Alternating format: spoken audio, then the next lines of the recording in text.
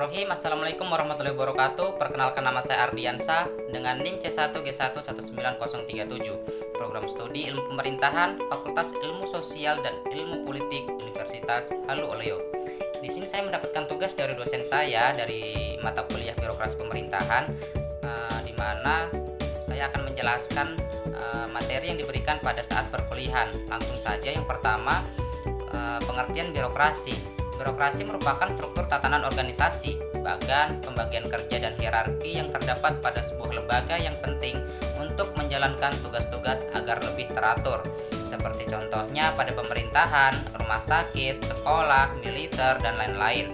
Birokrasi ini dimaksudkan sebagai suatu sistem otoritas yang ditetapkan secara rasional oleh berbagai macam peraturan untuk mengorganisir pekerjaan yang dilakukan oleh banyak orang. Kemudian yang kedua, fungsi birokrasi. Yang pertama, melaksanakan pelayanan publik. Yang kedua, pelaksanaan pembangunan yang profesional. Yang ketiga, perencanaan, pelaksanaan dan pengawasan kebijakan. Yang keempat, ada alat pemerintah untuk melayani kepentingan masyarakat dan bukan merupakan bagian dari kekuatan politik. Dan yang ketiga yang saya akan bahas yaitu peran birokrasi. Jadi peran birokrasi ada beberapa. Yang pertama, sejalan dengan tujuan pemerintahan, melaksanakan kegiatan dan program demi tercapainya visi dan misi pemerintah dan negara.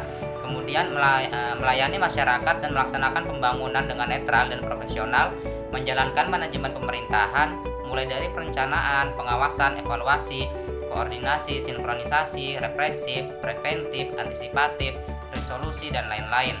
Kemudian birokrasi sering sekali dipandang negatif karena kinerja mereka cenderung menyusahkan masyarakat. Tidak hanya itu, birokrasi juga dinilai masyarakat sebagai organisasi yang boros, tidak efisien dan tidak efektif. Kemudian masyarakat berpendapat bahwa birokrasi adalah alat penindas masyarakat miskin dan hanya membela kepentingan orang kaya. Namun demikian, dapat kita ketahui bahwasanya birokrasi tetap dibutuhkan masyarakat sebagai penghubung antara negara dan masyarakat. Birokrasi juga mempunyai kewajiban melayani masyarakat dan menjadikan masyarakat sebagai prioritas utama. Yang keempat yaitu ciri-ciri birokrasi. Menurut Max Weber ada beberapa ciri-ciri birokrasi. Yang pertama, jabatan administratif yang terorganisir atau tersusun secara hierarkis. Kemudian setiap jabatan memiliki wilayah kompetensinya sendiri. Kemudian pegawai negeri ditetapkan dan tidak dipilih berdasarkan hasil kualifikasi teknik yang ditujukan melalui ijazah atau ujian. Selanjutnya, pegawai negeri menerima gaji tetap sesuai dengan pangkat atau kedudukan yang dimiliki. Pekerjaan adalah karir yang terbatas atau pada intinya yaitu pekerjaannya sebagai pegawai negeri. Kemudian selanjutnya, para pejabat tidak memiliki kantor tersendiri. Para pejabat berperan sebagai subjek yang melakukan pengontrolan dan pendisiplinan.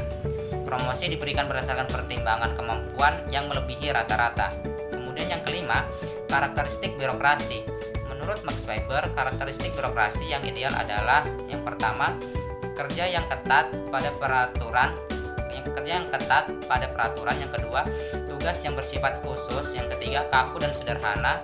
Keempat, diselenggarakan secara resmi.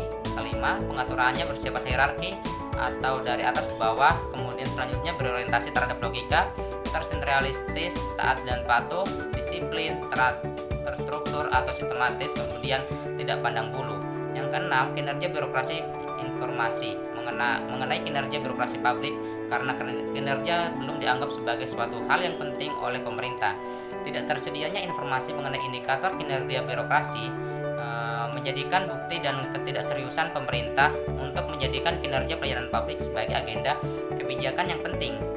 Di sini karena adanya kinerja pejabat birokrasi tidak pernah menjadi pertimbangan yang penting dalam mempromosikan pejabat birokrasi.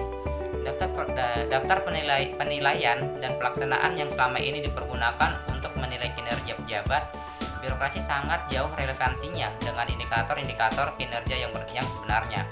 Kemudian yang ketujuh, reformasi birokrasi. Kita ketahui bahwa reformasi birokrasi itu merupakan salah satu upaya pemerintah untuk mencapai good governance dan melakukan pembaharuan dan perubahan mendasar terhadap sistem penyelenggaraan pemerintahan, terutama menyangkut aspek-aspek kelembagaan, tata laksanaan dan sumber daya manusia, ketata laksanaan dan sumber daya manusia aparatur. Melalui reformasi birokrasi dilakukan penataan terhadap sistem penyelenggaraan pemerintah yang efektif dan efisien. Reformasi birokrasi menjadi tulang punggung dalam perubahan kehidupan berbangsa dan bernegara.